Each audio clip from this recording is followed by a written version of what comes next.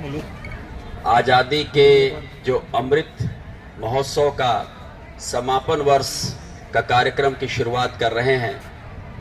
ये कार्यक्रम आज से लेकर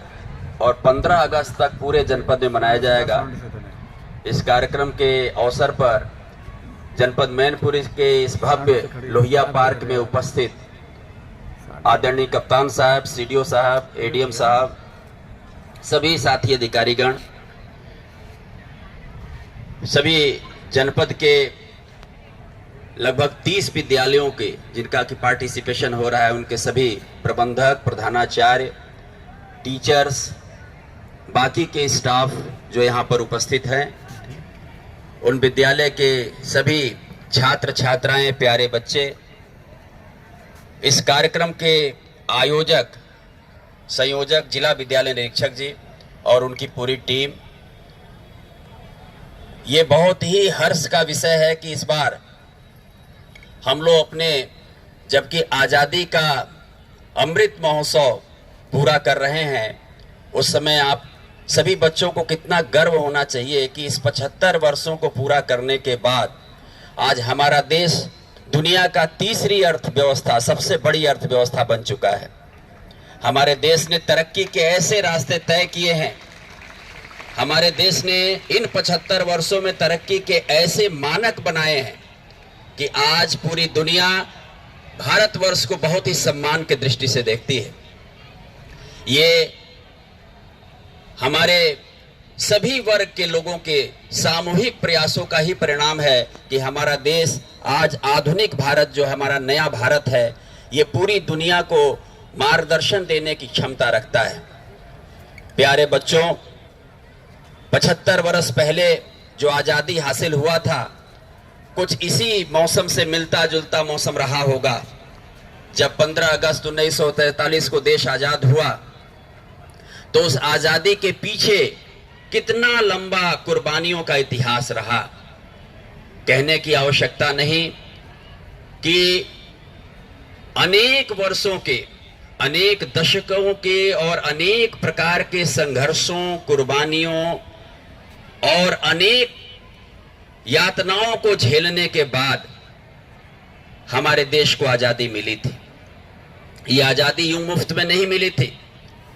हमारे सैनिकों ने, हमारे शहीदों ने, स्वतंत्रता संग्राम सेनानियों ने, आज़ादी के क्रांतिकारी साथियों ने,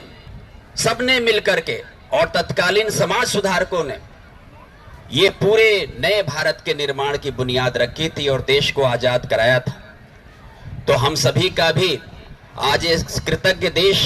में रहने वाले हम सभी कृतज्ञ देशवासियों का, जनपद वासियों का दायित्व तो बनता है कि जो हमारे शहीदों ने, स्वतंत्रता संग्राम सेनानियों ने, जो तब के हमारे क्रांतिकारियों ने भारत माता के लिए जो सपना सजो करके अपना सर्वस्व कुर्बान किया था, उस सपने को,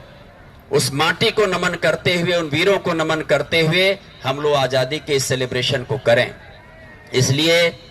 देश ने इस बार जो आज़ादी का ये जो स्वतंत्रता दिवस का समारोह है, इसका जो थीम रखा है, मेरी माटी मेरा देश रखा है। मेरी माटी मेरा देश और हर घर तिरंगा, यह इस बार के स्वतंत्रता दिवस समारोह के दो मुख्य थीम हैं। तो हम सभी का भी यह पुनीत दायित्व है कि इसमें बढ़ चढ़ करके हर एक वर्ग के लोगों को, हर एक आयु वर्ग के लोगों को, चाहे बच्चे हों, चाहे बड़े हों, चाहे वृद्ध हों, सभी को मिलकर के इस स्वतंत्रता दिवस समारोह को अगले लगभग एक सप्ताह इतने अच्छे से भव्यता पूर्वक मनाना है कि पूरा देश देखे कि ये मैनपुरी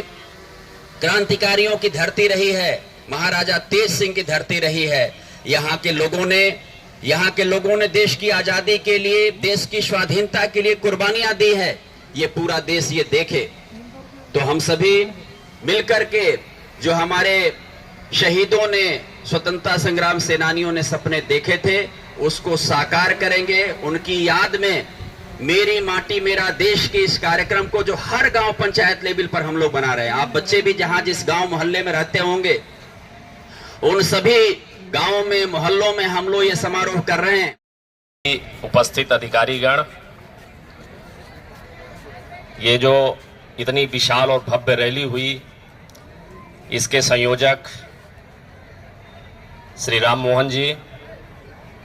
उपस्थित सभी टीचर्स,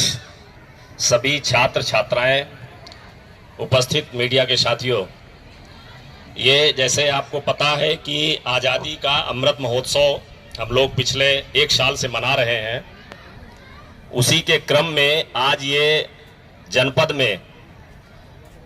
लगभग 6 किलोमीटर की विशाल छात्र छात्राओं की,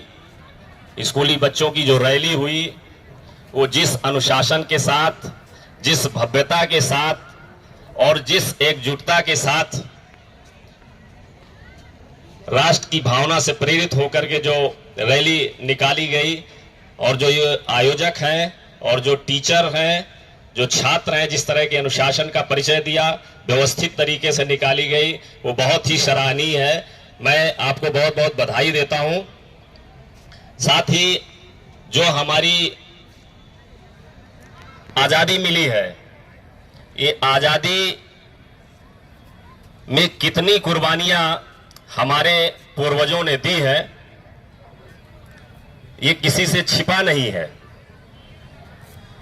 इस आज़ादी को मजबूती देने के लिए, उनको याद करने के लिए, उनसे प्रेरणा लेने के बाद जो हमारे दायित्व हैं, उन दायित्वों का हम भली भांति निर्वहन करें, उनसे प्रेरणा लें, और जो हमको पढ़ाई के दायित्व मिले हुए हैं, आगे बढ़ने के दायित्व मिले हुए हैं, जो हमारी ड्यूटी है, जो हमारे कर्तव्य हैं, उनका हम अच्छी तरह से निर्वहन करें, तो हम अपने आज़ादी को भी सार्थक बना पाएंगे और हम आगे भी बढ़ेंगे और देश की उन्नति में, समाज की उन्नति में योगदान दे पाएंगे। इस अवसर पर मैं सभी को शुभकामनाएं देता हूं, बधाई देता हूं। धन्यवाद।